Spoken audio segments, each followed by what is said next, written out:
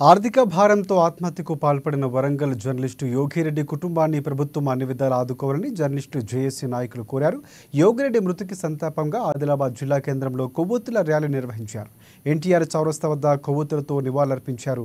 అక్షరాన్ని ఆయుధంగా మలచి ప్రజా సమస్యలపై ప్రయోగించిన యోగిరెడ్డి ఆర్థిక ఇబ్బందులతో తన కూతురుతో పాటు ఆత్మహత్య చేసుకోవడం జర్నలిస్టు లోకాన్ని కలిచివేసిందని వారు అన్నారు.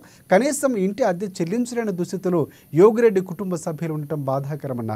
సమాజ హితం కోసం ప్రతిరోజు అహర్నిశలు కృషి చేస్తున్న జర్నలిస్టులను ప్రభుత్వం ఆదుకోవాలని వారు పేర్కొన్నారు.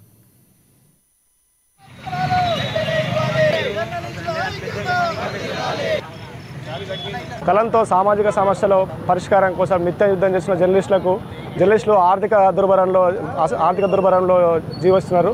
తీవ్రమైన ఆర్థిక దుర్భర పరిస్థితులను ఎదుర్కొంటున్నారు. అనేక ఏళ్ల నుంచి ఇదే వృత్తిని నమ్ముకొని సమాజ హితమే లక్ష్యంగా ప్రతి సమస్యని ప్రభుత్వం దృష్టికి తీసుకెళ్తూ ప్రజల పక్షాన్ని నిలబడుతున్న మా జర్నలిస్టులకు ఈరోజు జర్నలిస్టులందరూ కూడా ఈరోజు తీవ్ర ఆర్థిక సమస్యలతో సతమతం అవుతున్నారు.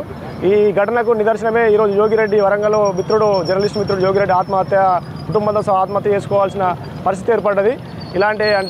అటు చాలీచాలని జీతాలు వచ్చే అంటే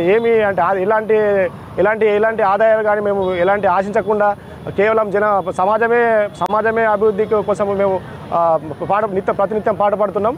కానీ ప్రభుత్వాలు జర్నలిస్టుల విషయంలో మాత్రం చిన్న చూపు చూస్తున్నాయని చెప్పేసి అనుకోవాలి. చాలా ఏళ్ల నుంచి మేము ఇళ్ల స్థలాల కోసం కావచ్చు, మిగతా సౌకర్యాల కోసం పోరాడుతున్నప్పటికీ మా ప్రభుత్వాలని మా సమస్యల మీద ప్రభుత్వాలు ఎలాంటి స్పందన